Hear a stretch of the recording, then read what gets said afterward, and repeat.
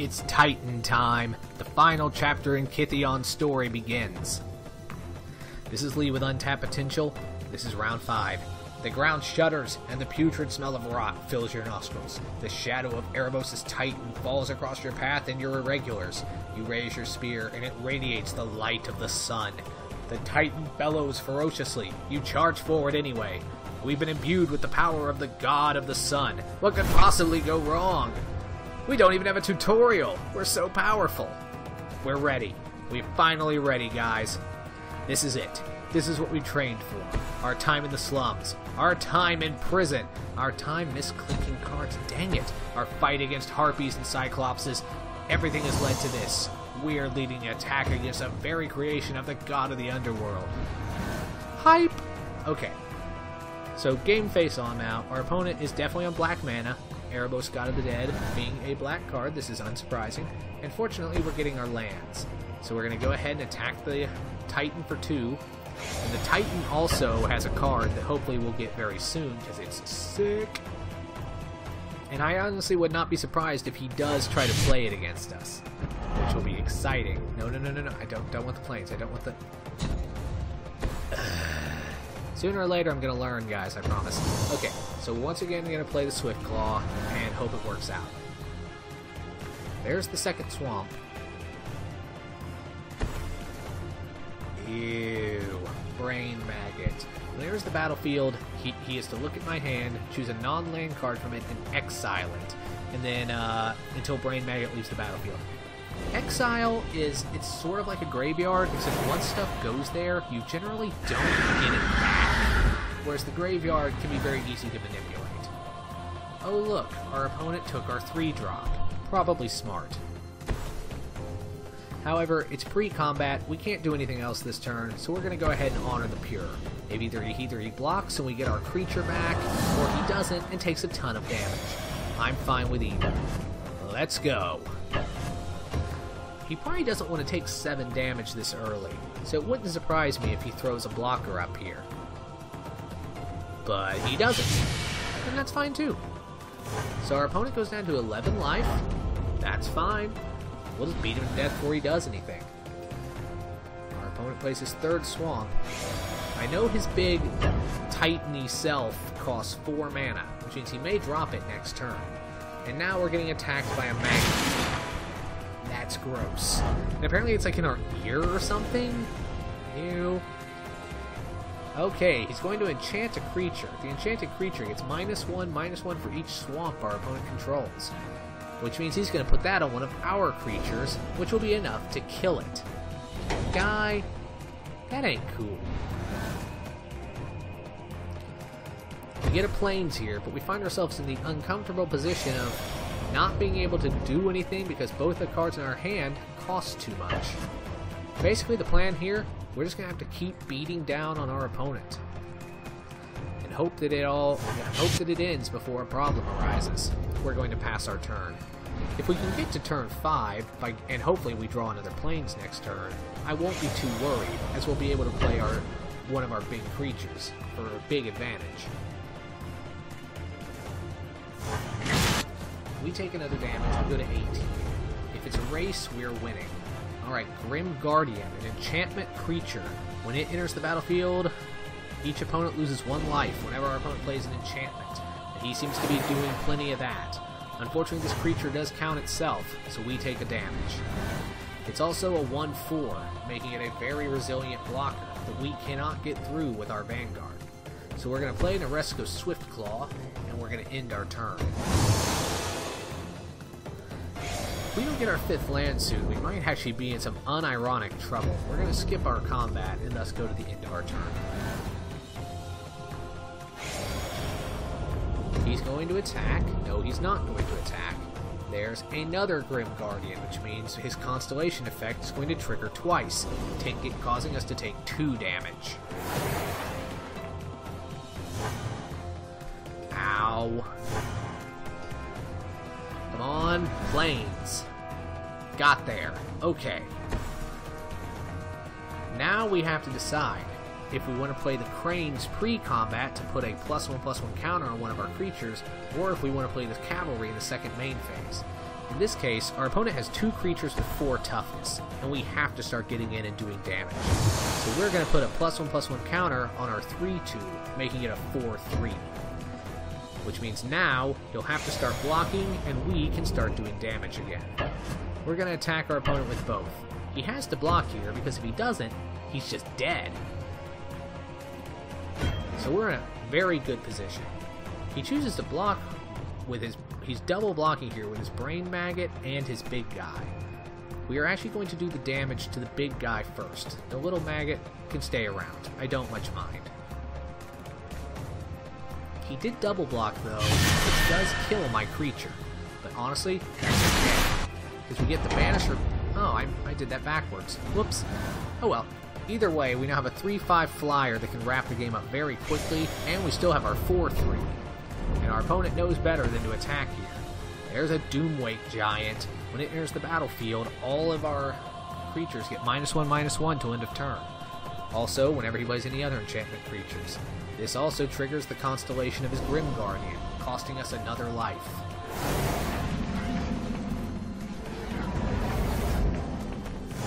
God of the Dead isn't playing here, folks. He's bringing his A game. There's another flyer. I think what we want to do here is pre-combat, so he doesn't have his blocker. We want to play his Banisher Priest. We want to get that Doomwake Giant as far away from this battlefield as we can. Because a 4/6 will block very aggressively well. We're going to attack our opponent for 7 here. 3 in the air, 4 on the ground. And he's almost guaranteed to have to block the 4 on the ground, as I really don't see him wanting to go to 1 life. He has to start playing defensively, which he does. So we reduce him to 5, and the opponent loses his creature. Ours survives. We've got a really strong grip over the battlefield here, and we have a lot of flying power. So next turn, unless he gets multiple creatures out to defend, we can just go wide and get around any defense he plays. What's better, though, is that it doesn't matter, as he doesn't seem to have a play. So this is it. For Theros, for Akros, for the Irregulars, for the light of God, and for the justice of Heliod. Will you let me finish? Our opponent casts at instant speed, giving target creature -4/-4 till end of turn. Meaning he is probably going to kill one of our... Which means he's going to kill... Oh, no, you didn't. He's going to target our Banisher Priest, which will kill it. And when Banisher Priest leaves the battlefield, he gets his Doomwake Giant back. His Doomwake Giant will now be able to block our ground creature, and its Constellation ability will lower the damage of our flying creature, meaning we're only going to do 2 damage this turn instead of 3. Boo! Boo, competent AI. Boo!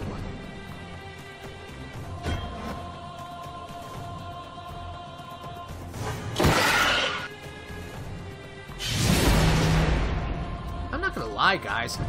That was freaking sick. Like, I'm not even mad. That was awesome. We're gonna play our 3/3 double striker, though, so that next turn we can just win by swinging in the air. Unless our opponent pulls 3 constellation triggers to wipe our guys out.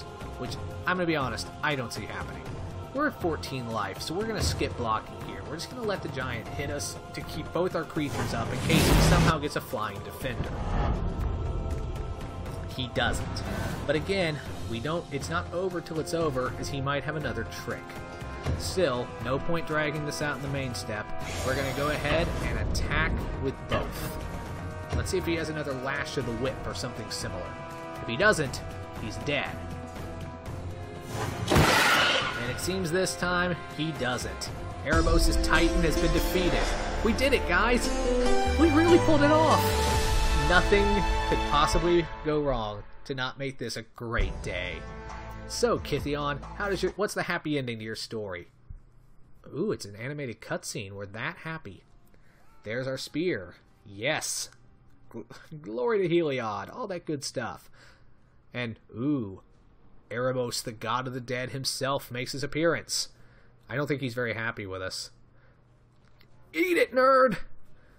This is going to end badly. So, y'all know how Greek tragedies work, right?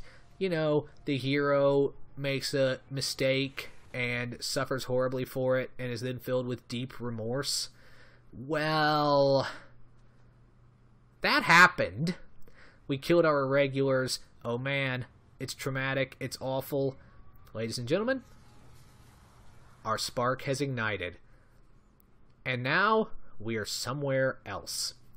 When a Planeswalker's spark ignites, almost always after a hugely traumatic experience, their spark ignites. The spark is unique to Planeswalkers. Some will go their entire mortal lives and never activate it and will die as normal people. Others, thanks to different traumas in their lives, they will activate, and when it does, it transports them to a different plane. We were on Theros, now we're somewhere else, and now we've taken a new name. We are Gideon Jura. Alright, we got an achievement, the Ordeal of Heliod, for beating Gideon's campaign, and we got some booster packs! Custom cards, this is exciting. Oh man, oh man, oh man. Grief-stricken over the death of your comrades, your Planeswalker spark ignites, sending you to Bant. You discover a realm of chivalry, and you are inspired to walk the path to knighthood. You take the name Gideon Jura, and you seek redemption. And have sweet sideburns, dear God. Okay, congratulations, we've learned the basics of magic and helped ignite a Planeswalker spark. It's time to take the next step, building a deck of our own. A special prize awaits you in the store. So it's, in store for us? Not sorry. Okay, let's go to the store real quick. Yeah, we know. Alright, so we get a free starter box. To help you get started, here's your starter box. You can use these cards to create a wide variety of decks and explore a number of different playstyles. Okay. And we get to open 3 booster packs. Come on, something good. Let's see what's in this first one. Well, we got a Screeching Scab, which is a decent 2/1 blue creature. Claustrophobia, which is an awesome enchantment aura that taps down our opponent's creature and basically makes it useless for attacking or blocking. Citadel Castellan, which is a powerful white-green creature from Bant that gets more powerful the first time it deals damage to our opponent. I think that person riding the lion was who we saw in the cutscene just then. That's neat. And Enthralling Victor. And I'm sorry, if you look at those abs, you can see why they're enthralling. Dang. And finally, Despoiler of Souls is our rare. It can't block, but it has but for 2 mana, we get a 3 power, 1 toughness creature that can return itself to the battlefield. Seems pretty good. Next booster, guys. We got a Knight of the White Orchid. Another rare, costs 2 mana, has first strike, and when it enters the battlefield, if the opponent controls more lands than you may search your library for a plains and put it onto the battlefield. This is one of those cards that actually benefits you to play this before you play your land for the turn, get a bonus land, and then play your land. It'll put you ahead of your opponent. Elvish Visionary, when it enters the battlefield, you draw a card. Very useful. Aspiring Aeronaut comes in with a colorless Thopter token, and they both have flying, which is very good. We have Rogue's Passage, which makes one of our creatures unblockable till end of turn, which can be very useful for the renowned creatures like we talked about. And this is entirely mediocre, but yeah, can't rule it out. Okay, final pack. Come on, something really good. Alright, we got a Fairy Miscreant, who's good the more of them you run. We have the Scrapskin Drake, who's a good flyer. Nissa's Pilgrimage lets us search our deck for extra lands. Malakir Cullblade, this card is fun. The more creatures of your opponent's control die, the bigger he gets. And given that your opponent's creatures dying is a thing that happens often, he can get out of control. Flame Shadow Conjuring is interesting. Whenever we put a creature onto the battlefield, we can play red. And if we do, we put a copy of that creature on the battlefield until the end of turn. It can be fun. And finally, we have Blessed Spirits with its horribly tragic card art. Not all heroes die in armor. Well, that's just heartbreaking. Moving on. Let's go to our card collection and see what we got in there. So we got all the stuff that came in our starter set, denoted by the D symbol there. And we got the couple cards that we have pulled so far, such as this one, which has the origin symbol. That's to keep track of what we have. We get more cards by going to the store and buying packs. You can also buy coins for money, which, like I said, on this account, we're not doing. Boosters cost 150 gold each. And fortunately, all the stuff we've done so far has given us enough for 2 more. Come on, shiny boosters, let's go. Purchase successful. Let's open 2 more and then we'll end this video. Then we'll actually start doing some deck building. There's another copy of the Blessed Spirits. The way booster packs work is once you have a full allotment of any given card, which in the case of uncommons, silver symbol is 3, common symbol, black symbol is 4, rares, gold symbol is 2, and mythic rares, which we don't have any yet, that's depressing, kind of a reddish gold, kind of a reddish orange I'd say, those you can only have 1 of. Once you have the maximum amount of a card, you won't see any more in booster packs. So you'll never get like the 5th card that you can't use, which is great. So Undead Servant then. When he enters the battlefield, if we have another Undead Servant in our graveyard, we get a 2/2 black zombie creature token, which is good. Grasp of the Hieromancer. Whenever the equipped creature attacks, tap target defending creature that player controls, which basically means, yep, our creature gets stronger, and every time it attacks, we get to tell one of our opponent's creatures, go ahead and get tapped. You don't get to block this turn. Evolving Wilds, which we can tap and sacrifice, lets it search our library for a basic land card and put it onto the battlefield tapped. Great for making sure you have the color you need when you need it. Valorant Wardens. It works well with that renown strategy we were talking about before. You know, hit your opponent, get bigger, and whenever a creature we control becomes renowned, draw a card, which will give us more cards in our hand to play more creatures and thus get more renowned creatures. Self-fulfilling prophecy. Finally, a very complicated card, Talent of the Telepath. We look at the top card of our opponent's library, we get to cast an instant or sorcery from among them for free, and then our opponent discards the rest. If we have what is called Spell Mastery, meaning we already have 2 instant or sorcery cards in our graveyard, we can choose up to 2 cards there. I'm not gonna lie, this card's only as good as our opponent, which is kind of tricky. You don't want to rely too much on that because it can be such, for lack of a better word, such a crapshoot. I got a good feeling about this pack though. Oh, for good reason. I think we're up to 3 of these things already, and I'm gonna be honest, they're not that great. Yeah, if we control another one, we get to draw a card, but they're 1/1s. They're tiny. They die to a light breeze. Not going to get excited about that. Disperse. Return target non-land permanent to its owner's hand. That's good. Your opponent casts a big, expensive spell. Put it back in their hand. They've basically wasted their turn. Get a blocker out of the way. Get an attacker out of the way. It's great. Your opponent tries to play an aura on a creature. Return the creature to their hand. And then the aura doesn't have a target and fizzles. It's so much fun. Might of the Masses. Very good if you have a bunch of creatures. Makes one of your creatures huge. Zendikar Incarnate. Remember when I was talking about multicolor cards earlier? This is one of them. It costs red and green to cast. Multicolor cards, they do make up for their toughness to cast though by having powerful abilities. This one's power is equal to the number of lands you control. Well, by the time he comes out, in theory, he already has 4 power, and he's only going to keep getting bigger. Goblin Glory Chaser is another one of those renowned creatures, and as long as it is renowned, it has Menace, meaning if it's blocked, at least 2 creatures have to block it. Meaning if they only have 1, he's effectively unblockable. And finally, remember our dearly departed dead friends, the Irregulars? Welp, here they are. For 4 mana, we get a 4/3 with Renown 1, which makes it a 5/4 if it deals damage to our opponent. And for 2 white mana, we can tap target creature. Meaning late game, if our opponent only has a few creatures out and we have a lot of white mana, we can tap down all their defenders and swing in with the team. This card is awesome. Back to the collection then. Okay, let's see where the story wants me to go next. Okay, that's filters. Let's go to the main menu, I suppose. Congratulations, you started your very own collection. Now let's put those cards to good use. Head to battle mode. Well, you heard the man, guys. Alright, that was Kytheon's story. Gideon, I should say. So next, we're going to go into... The game won't let me continue with stories until we do some battle mode, and I really want to unlock that so I can start throwing down with human opponents. I am so excited. So we're going to go to battle mode next time, and then once that's unlocked, we're heading to the ladder. Before we... No, I was going to say before we do that, let's look at quests and card collection, but you know what? We'll do that next time. Thanks for watching, guys. Looking forward to building a deck with y'all next time. This is Lee with Untapped Potential, and let's see what we can get up to.